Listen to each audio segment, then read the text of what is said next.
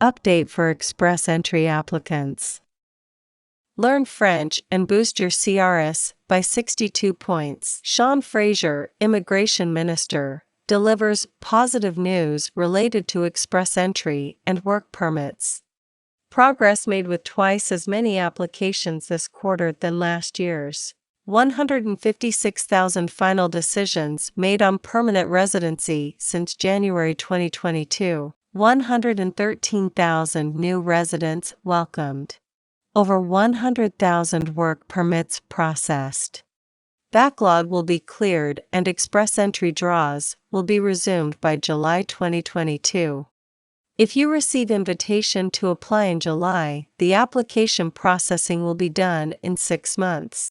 18 months work permit extensions provided.